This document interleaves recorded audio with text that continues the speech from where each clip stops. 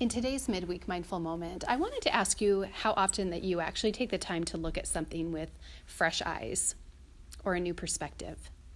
Now, it's not something that I really do often. I don't generally go back to something. I am usually looking at something new, something that might inspire me.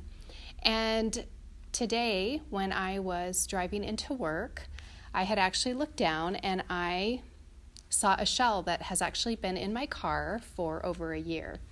And I had talked about this shell to the yoga instructor who gave it to me. She was my yoga teacher trainer through Yoga Assets, Shelly Dawson.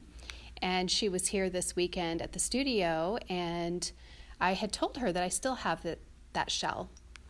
And I think about her when I look at this shell. So I picked it up today because oftentimes I'll just look at it and it takes me back to a great time, but today I actually picked it up and looked at it. And as I was looking at it, I had noticed that on the back of the shell it has all of these ridges that look like pathways, like a path. And it got me into thinking about yoga and also about life and how yoga has all these different paths that you can take, that you can incorporate into your practice, as well as life. We often are presented with a lot of different paths, and sometimes, whether it's with yoga or whether it's with real life, we might wonder, am I on the right path? Am I going to where I need to go?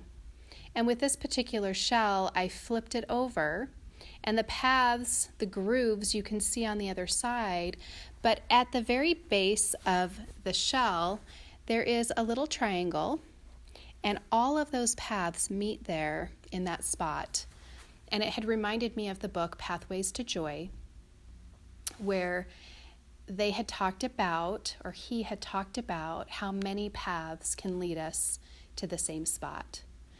So today I wanted us to just remember that if we have a goal in mind, sometimes we just need to be on a path. We just need to be moving and not worry so much as if it's the right path.